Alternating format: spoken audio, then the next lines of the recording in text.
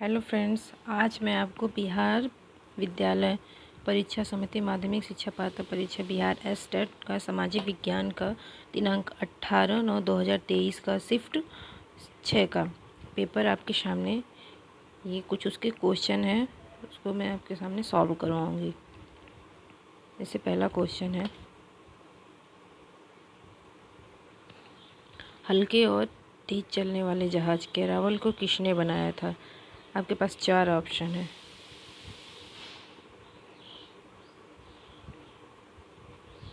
चार ऑप्शन पुर्तगालियों ने, यूनानियों ने, डचों ने। तो इसका आंसर हो जाएगा आपका ए, पुर्तगालियों ने। और दूसरा क्वेश्चन है, भारत में ईस्ट इंडिया कंपनी की स्थापना कब हुई थी? ईस्ट इंडिया कंपनी की स्थापना कब हुई थी? तो इसका आंसर हो जाएगा 1600 ईस्वी। तीसरा क्वेश्चन है, जूम कर लेते हैं। उत्तम आशा अंतरिक्ष की खोज किसने की थी? पहला कोलंबस ने, वास्को डी गामा ने, मैगलेन ने, बार्थोलोमियो डियाज ने। तो इसकी स्थापना बार्थोलोमियो डियाज ने किया था। ठीक है। सर्वप्रथम कॉमन सेंस की रचना किसने की थी? सर्वप्रथम कॉमन सेंस की रचना वाशिंगटन, लिफायते, टॉमस पेन, जैसे तो टॉमस पेन द्वारा किया गया था। ठीक। अमेरिका स्वतंत्रता संग्राम की सबसे महत्वपूर्ण उपलब्धि क्या थी? जॉर्ज तृतीय का पतन, संयुक्त राज्य अमेरिका का उदय, विचार अभिव्यक्ति की स्वतंत्रता के मिलना, गणतंत्रात्मक व्यवस्था का पहला प्रयोग। गणतंत्रात्मक व्यवस्था का पहला प्रयोग। ठीक। और छठा क्वेश्चन है, इंग्लैंड की गौरवपूर्ण क्रांति कब हुई थी? 1688, 1788, 1689, 1789। तो 1688 में गौरवपूर्ण क्रांति, जो शांतिपूर्वक क्रांति हुई थी इंग्लैंड में, जिसमें एक कतरा भी खून वहाँ पे नहीं किसी का लगा। मतलब कहने का मतलब ये था कि वहाँ पे कोई भी अहिंसक क्रांति नहीं हुई थी और एकदम शांतिपूर्वक क्रांति हुई थी, जो 1688 में हुआ था। जनजातियों की सर्वाधिक आबादी कहाँ है? जनजातियों की सर्वाधिक आबादी अफ्रीका में। अफ्रीका में लगभग 80% के आसपास जनजातियाँ पाई जाती। नेक्स्ट क्वेश्चन, पहला संथाली जिसने अंग्रेजों पर हथियार उठाया था? सिंध, कान्हू, तिलका मांझी, बिरसा मुंडा। तो ये हो जाएगा तिलका मांझी। पहला ये संथाली थे पहले जिन्होंने अंग्रेजों के खिलाफ लड़ाई लड़ी थी। चुआर विद्रोह कब शुरू हुआ था? चुआर विद्रोह 1771, 1772, 1871, 1872। तो 1771 में हुआ था चुआर विद्रोह। नेक्स्ट क्वेश्चन, बस्तर आंदोलन में किसकी भूमिका प्रमुख थी? बस्तर आंदोलन मंगल पांडे की, जतरा भगत की, शिबू सोरेन और गुंडाधुर की। तो इसमें गुंडाधुर हो जाएंगे। ठीक है। कोल विद्रोह कब हुआ था? कोल विद्रोह आपका 31, 32, 32, 33, 34, 35 और 36 किस सन में हुआ था? तो 31 और 32 सन में हुआ था। ठीक है।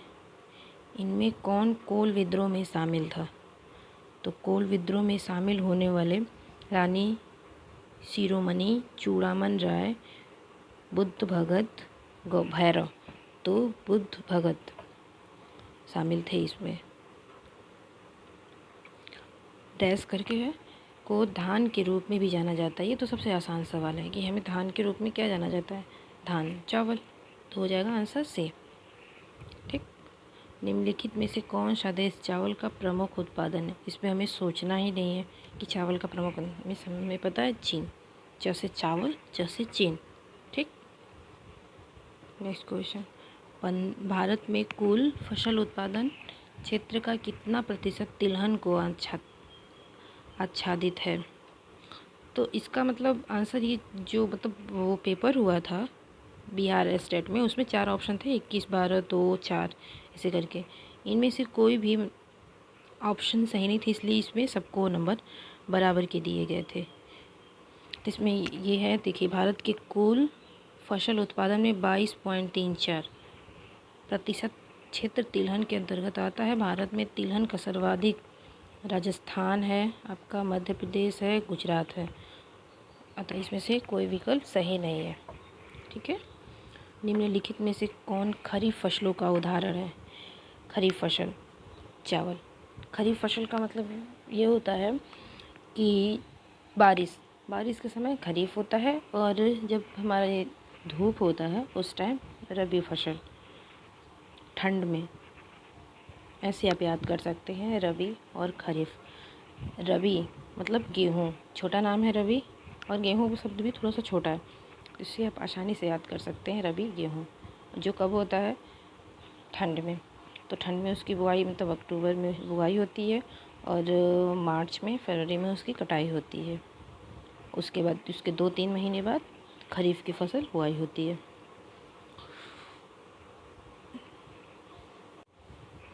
निम्नलिखित में से कौन कृषि की एक प्रणाली का वर्णन करता है जहां एक बड़े क्षेत्र में एक ही फसल उगाई जाती है?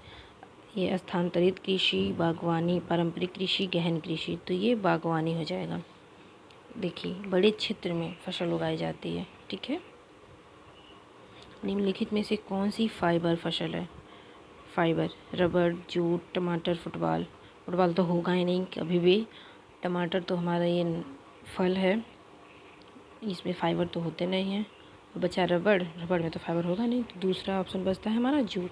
जूट एक फाइबर फसल है जिसका सबसे ज़्यादा उत्पादन हमारा वेस्ट बंगाल करता है। लीग ऑफ नेशंस की कमजोरियों के बारे में निम्नलिखित में कौन सा सत्य है? तो देखिए, 4 ऑप्शन आपके हैं। आर्थिक प्रतिबंध लगाने पर लीग की अक्षमता ने इसे पंगु बना दिया है, क्योंकि प्रथम विश्व युद्ध के हारने वाले पक्ष से बहुत कम राष्ट्र शामिल हुए। इसमें वैधता का अभाव था। लीग के पास कोई सैन्य बल नहीं था, और उसे सैनिकों के लिए सदस्य राज्यों पर निर्भर रहना पड़ता। लीग की किसी भी अंतर्राष्ट्रीय हस्तक्षेप के लिए केवल 1/3 अनुमोदन की आवश्यकता थी। तो इसका मैं आपको आंसर दिखा देती हूँ। देखिए, आंसर ए होगा। आर्थिक प्रतिबंध लगाने में लीग की अक्षमता ने इसे पंगु बना दिया था। ठीक है। नेक्स्ट क्वेश्चन, यूएनओ को किस वर्ष नोबेल शांति पुरस्कार से सम्मानित किया गया था? 1975, 1999, 2001, 2006। तो 1975 में, सॉरी 1975 नहीं, 2001 में सम्मानित किया गया था। ठीक है। नोबेल शांति पुरस्कार से यूएनओ को। संयुक्त राष्ट्र संघ की कितनी आधिकारिक भाषाएं हैं? तो उसकी जो भाषाएं हैं आपकी 6 भाषाएं होती हैं संयुक्त राष्ट्र संघ की आधिकारिक भाषाएं। वैसे तो वहाँ पे और भी भाषाएं हैं, लेकिन जो ऑफिशियल होता है वो 6 भाषाएं हैं। राष्ट्र संघ के चार्टर सदस्य कितने राष्ट्र थे? तो उसमें आपके 42 राष्ट्र थे। 54, 48, 42, 60 में 42 थे। ठीक है। ऊपरी सिलेसिया जर्मन और पोल्स दोनों द्वारा आबादी वाला क्षेत्र था। ऊपरी सिलेसिया जो जर्मन का है। राष्ट्रसंघ ने जर्मनी और पोलैंड के बीच 2 अपर सिलेसिया के मुद्दे का समाधान कैसे किया? उन्होंने क्षेत्र का विभाजन कर दिया था। क्षेत्र का विभाजन, जैसे मान लीजिए ये है, ये पूरा है, ये एरिया है। ठीक है। अब इस पे मान लीजिए जर्मनी और पोलैंड दोनों, ये आबादी वाला क्षेत्र है। ठीक। तो अब राष्ट्रसंघ जर्मनी और पोलैंड के बीच 2 मुद्दे का समाधान कैसे किया? अब ये 2 क्षेत्र है, तो इसको ये अलग कर दिए। इस क्षेत्र का विभाजन एक अलग हो गया, और इस क्षेत्र का विभाजन अलग। तो जब 2 क्षेत्रों का अलग अलग विभाजन कर देंगे, तो इसे जर्मनी भी अपना वो जो भी मुद्दा रहेगा अपना ये कर लेगा, और ये भी। ठीक। रॉयलेट कानून किस वर्ष पारित किया गया था? रॉयलेट कानून आपका 1919 में पारित किया गया था। और रॉयलेट एक्ट आने की वजह से ही हमारा जालियांवाला बाग जो पंजाब में हुआ था, जिसमें 1500 लोग मारे गए थे जनरल डायर के द्वारा। जालियांवाला बाग, देखिए आगे क्वेश्चन है, जालियांवाला बाग हत्याकांड की जांच के लिए सरकार ने किस समिति का गठन की? ये हंटर समिति था। जालियांवाला बाग हत्याकांड होने के बाद जब उसमें आम जनता 1500 लोग जो थे मारे गए थे, जनरल डायर के एक आदेश से गोलियों से उन्हें सारा भून दिया गया था। उस समय उसके बाद से एक अंग्रेज़ों ने एक समिति बैठाई थी जिसे हंटर समिति कहा गया था। ये हंटर को दिया गया था। All India trade union Congress का गठन कब और किसकी अध्यक्षता में हुई थी? तो इसका गठन 31 अक्टूबर 1920 में लाला लाजपत राय के द्वारा किया गया था। औद्योगिक क्रांति का अर्थ क्या है? औद्योगिक क्रांति का अर्थ होता है राजसत्ता में परिवर्तन, सामाजिक व्यवस्थाएं परिवर्तन, उत्पादन प्रणाली में परिवर्तन, वितरण प्रणाली में परिवर्तन। नहीं, औद्योगिक क्रांति का मतलब उत्पादन जो होता है ना, उत्पादन प्रणाली में परिवर्तन किया जाता है। जैसे मान लीजिए कोई प्रोडक्ट है, ये हम खेत से लेके आए, ठीक, उसके बाद तो फैक्ट्री में लेकर गए, तो फैक्ट्री में इस जो सामान का है इसका प्रोडक्शन होता है, उस सामान से जो ये मटेरियल है, इस मटेरियल से यहाँ प्रोडक्ट बनाए जाते हैं। तो ये प्रोडक्ट जो बनते हैं इसमें परिवर्तन किया जाता है कि हाँ डिमांड कितना है और कितना हमें सेल करना है या फिर कितना हमें लोगों तक उस प्रोडक्ट को पहुंचाना है। तो ये इसके लिए होता है, ठीक है। चार्ल्स डिकेंस द्वारा रचित उपन्यास डॉम्बी एंड सन कब प्रकाशित हुआ था? तो ये 1848 में प्रकाशित किया गया था, ठीक है। देखिए इसमें हिस्ट्री में जो क्वेश्चंस आए हुए हैं लगभग डेट वाला मतलब सन वाला ज़्यादा आया हुआ है। पटना का पुराना नाम क्या था? देखिए पटना का पुराना नाम देखिए पाटलिपुत्र, कुसुमपुर, अजीमाबाद, ये सभी पटना के नाम थे। पहले पाटलिपुत्र था, कुसुमपुर, अजीमाबाद, ये सारे पटना के नाम हैं। भारत में पहली बार कब और कहाँ धुआं निरोधक भारत कानून पारित किया गया था? ये आपका कोलकाता में। धुआं निरोधक का मतलब होता है कि धुआं जो होता है उसको कंट्रोल करने के लिए, जिससे वहाँ के वातावरण में धुआं न फैलने की वजह से सांस की और बाकी जो दिक्कतें होती हैं उसको कंट्रोल करने के लिए।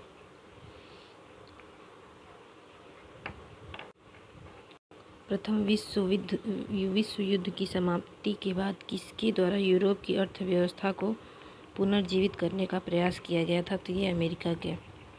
प्रथम विश्व युद्ध की समाप्ति के बाद यूरोप की जो अर्थव्यवस्था थी उसे पुनः उसको बनाने की और उसमें अच्छी पूरी तरीके से तैयारी करने के लिए, ताकि वो जो अर्थव्यवस्था है गरीबी और बाकी हमारी इससे ना हो, क्योंकि उस समय विश्व युद्ध हुआ था, जिसे अमेरिका ने उसको पुनर्जीवित करने का प्रयास किया था। सार्क का मुख्यालय कहाँ है? ये होता है SAARC। सार्क का मुख्यालय आपका काठमांडू है, काठमांडू यानी नेपाल में, ठीक है। मुद्रण की तकनीकी सबसे पहले कौन सी 3 देशों में आई थी?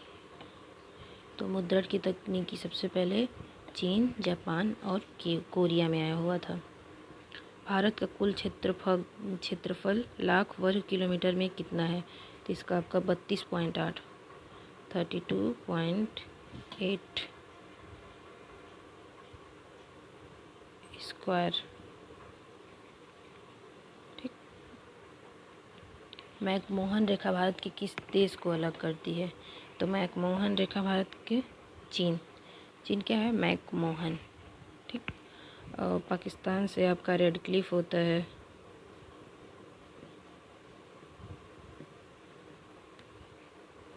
ठीक।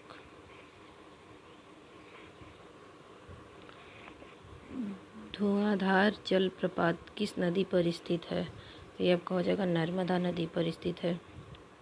निम्नलिखित में से किस नदी का उद्गम अमरकंटक नहीं है?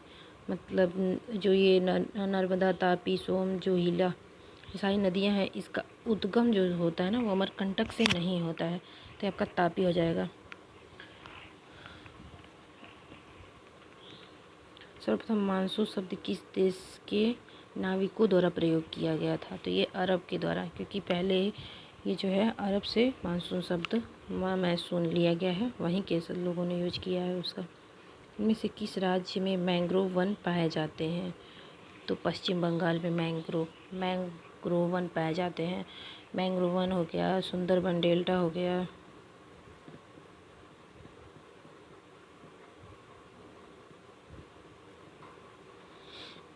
सुंदरबन डेल्टा हो गया, यहीं पे पाए जाते हैं। इनमें से कौन सा वृक्ष पर्वतीय वन में पाया जाता है? पर्वतीय वन चेस्टनट, अर्जुन, चंदन, शीशम, ये नहीं, चेस्टनट पर्वतीय वन में पाए जाते हैं। दाची ग्राम को जम्मू कश्मीर में स्थित है, क्या है?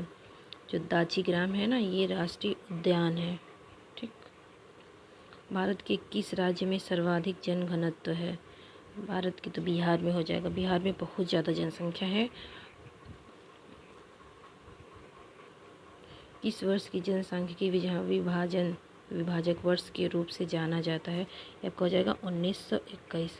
1921 में जनसांख्यिकी विभाजन वर्ष कहा जाता है। ब्रह्मपुत्र नदी को बांग्लादेश में किस नाम से जाना जाता है? तो बांग्लादेश में जमुना, और अपने भारत में यमुना कहा जाता है उसे।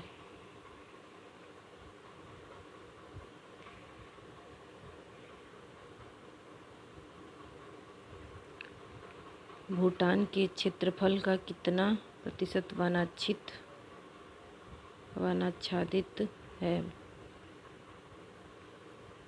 ये आपका हो जाएगा 70%। भूटान के क्षेत्रफल का कितना प्रतिशत वन, मतलब वन कितने, भूटान में वन जो है कितने परसेंट होते हैं? वो 70% वन पे है। माउंट एवरेस्ट की ऊंचाई कितनी है? तो 8848। भूटान की अर्थव्यवस्था किस पर आधारित है? उद्योग पर, कृषि पर, पर्यटन पर। ठीक। 1 सेंटीमीटर इक्वल टू 1 किलोमीटर के लिए सही प्रतिनिधि करता है, तो 1:1 हो जाएगा, ये 1:1 लाख। ठीक।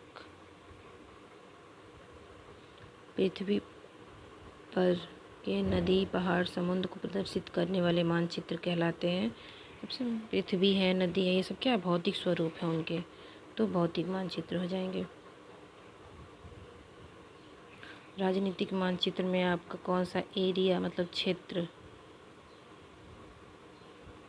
जैसे हो गया यूपी, एमपी, ये सारी चीज़ें उसमें दी रहती हैं। विकास की स्थिति के आधार पर संसाधनों को डैश के रूप वर्गीकृत किया जाता है, तो वर्गीकृत उनका संभावित भी होता है, विकसित स्टॉक भी होता है, आरक्षण और रिजर्व तीनों होता है, मतलब उपयुक्त सभी आपका उत्तर हो जाएगा। झारखंड, छत्तीसगढ़ और मध्य प्रदेश राज्य खनिजों और तथा जमा में समृद्ध है, तो छत्तीसगढ़ और झारखंड, ये आपको पता है ना, कोयला का वो है, यहाँ पे कोयला पाया जाता है, कोयला खनिज। शुद्ध बोए गए क्षेत्र का पर्यटन एक राज्य से दूसरे राज्य में बहुत भिन्न होता है। यह डैश में कुल क्षेत्रफल का 80% से अधिक होता है, तो इसमें हो जाएगा पंजाब। शुद्ध बोए गए क्षेत्र का पैटर्न जो होता है एक राज्य से दूसरे राज्य में भिन्न होता है, तो वो पंजाब का है।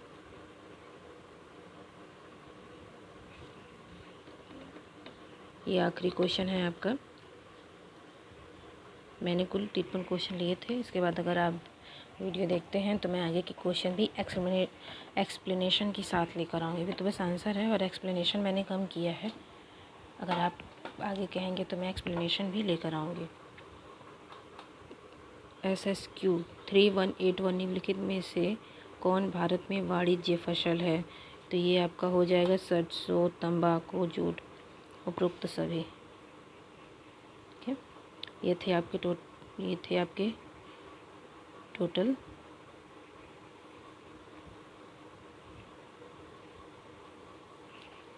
53 क्वेश्चन आज मैंने करवाया है। आप इसे रिवाइज कर लेना, ठीक। और वीडियो को देखने के लिए आपका बहुत बहुत धन्यवाद। Thank you.